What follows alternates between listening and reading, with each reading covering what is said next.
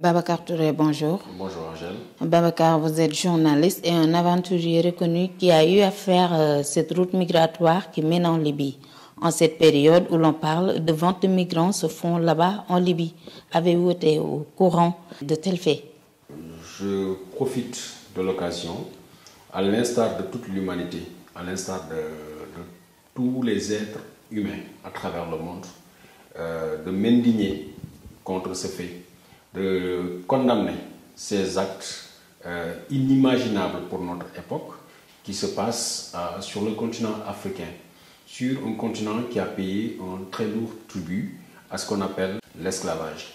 Je ne suis pas surpris, pour moi. Je suis choqué, c'est vrai, mais pas surpris. Parce que pour moi, ce n'est pas un phénomène nouveau. Comme tu as eu à le dire, je suis un aventurier reconnu qui, depuis pratiquement ma tendre jeunesse, est décidé de faire de chez moi la route, c'est-à-dire sans aucune limite, de partir où bon me semble. Ce phénomène de l'esclavage, j'ai été confronté à cela pour la première fois en Mauritanie.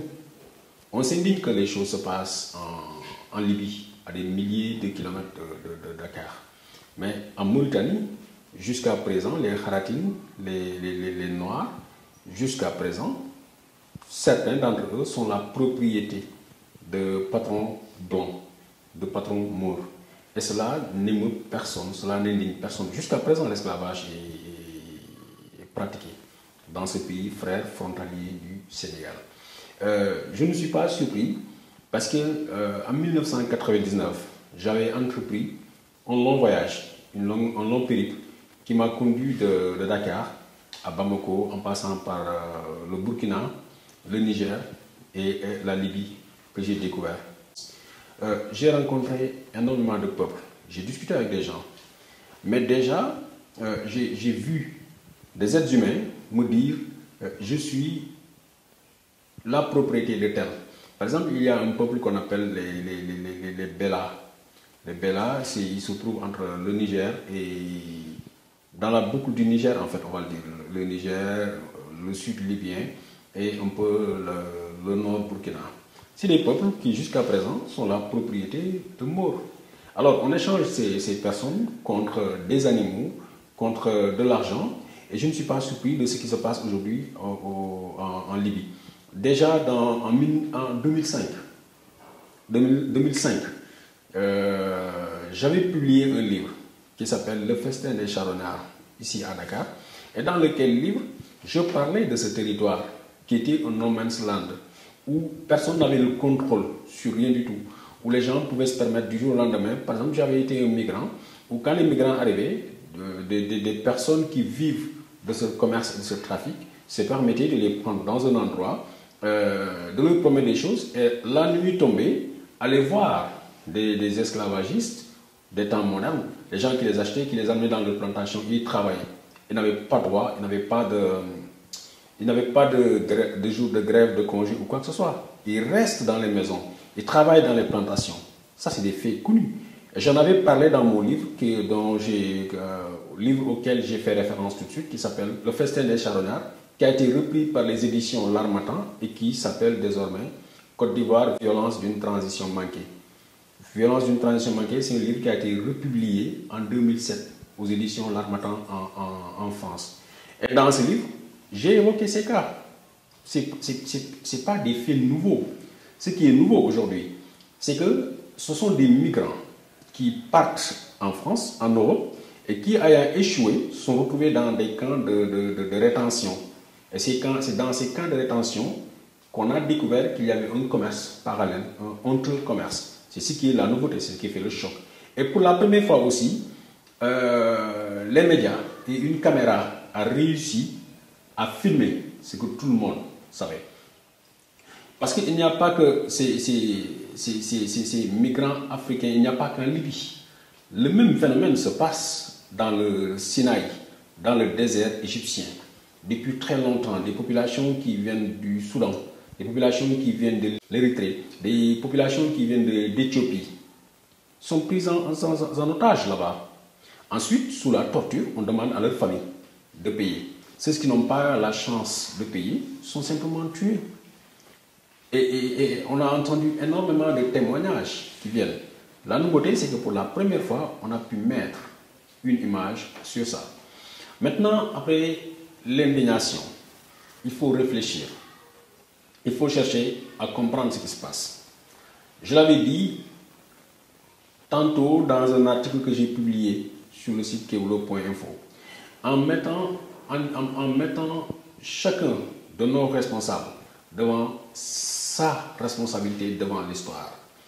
On se rappelle, pendant tout le temps, parce que moi quand j'ai découvert la Libye, elle était encore dirigée par Kadhafi.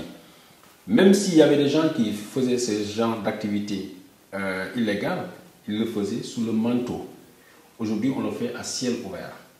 Et si on en est arrivé à cette situation, il faut réfléchir, il faut d'abord situer les responsabilités, ensuite voir comment régler ce problème.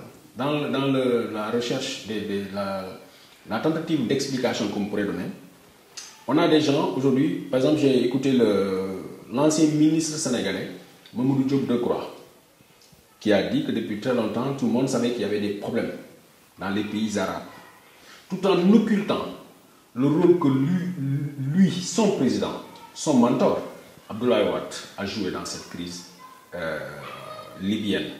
Parce que si Kadhafi n'avait pas été fragilisé, si Kadhafi n'avait pas été dénigré, si des gens comme Abdoulaye Wade n'avaient pas signé le laissez-passer pour qu'on puisse tuer Kadhafi, on n'en serait pas à cette situation. Donc il est responsable? Abdoulaye Wade, oui, devant l'histoire, a une grosse part de responsabilité dans l'ouverture de la voie migratoire que l'on connaît aujourd'hui en Libye, voie migratoire qui a conduit aujourd'hui à ce désastre humanitaire, à cette traite négrière qui refait surface encore après que l'homme ait été déclaré libre depuis les années 1800.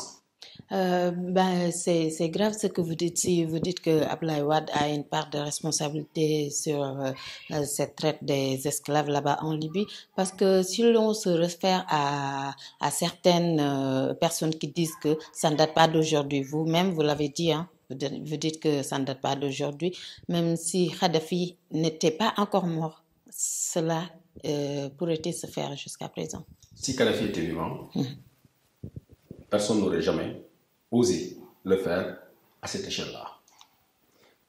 Si on est d'accord sur ça, alors Kadhafi mort, qu'on a assisté à ce genre de commerce à une échelle très large. Et cela, je le dis, si des gens comme Abdoulaye Wade n'avaient pas permis à Nicolas Sarkozy et compagnie d'assassiner Kadhafi, on ne serait pas arrivé à cette situation.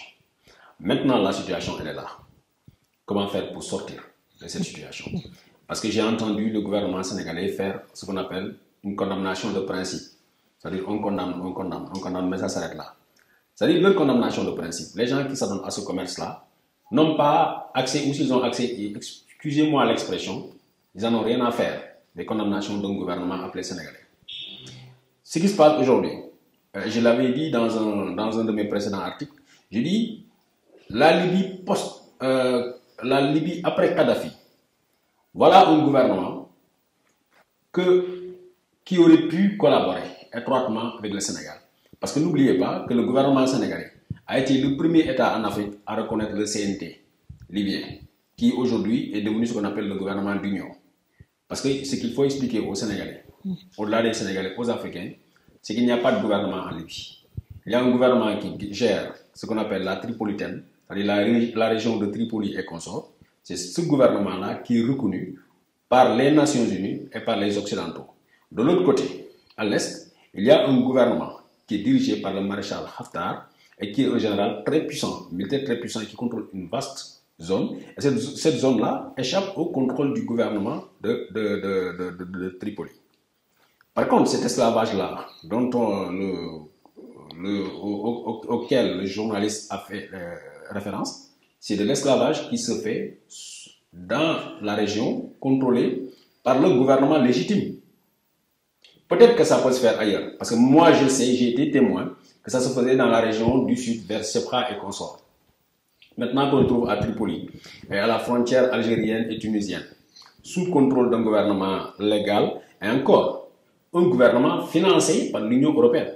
Parce que ce qu'il ne faut pas oublier, c'est que l'Union européenne, la France et consorts, c'est eux qui donnent de l'argent à des gens qui se permettent de construire des camps et qui les appellent des camps de concentration. Et ce sont ces gens-là qui se sont adonnés à ce commerce et à ce trafic honteux. Et les condamnations de principe d'un gouvernement français qui vient chercher 4 ou 5 bras cassés, 5 ou 6 bras cassés au Niger pour dire que voilà, nous on fait ça. Parce que j'ai entendu le président Macron qui dit que la France avait décidé de porter secours en envoyant l'OFPRA venir chercher les gens au Niger. Mais on fuit le débat. Gérer cette situation-là, ce serait arrêter de financer ces gens qui se lèvent du jour au lendemain, qui se permettent de prendre des gens, de les mettre dans des camps de concentration.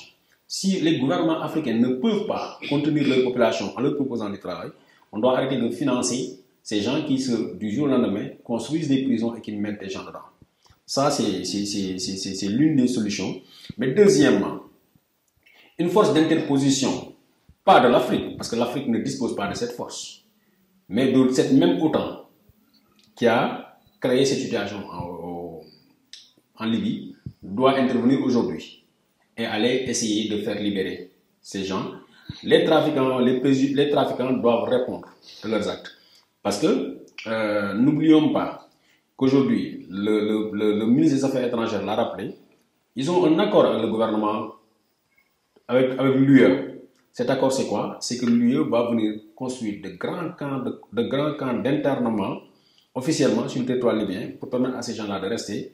Et des organismes comme l'OFPRA ou des gens qui se chargent des réfugiés vont venir interroger ces personnes sur place et voir qui doit être admis sur le territoire européen en tant que réfugié ou pas.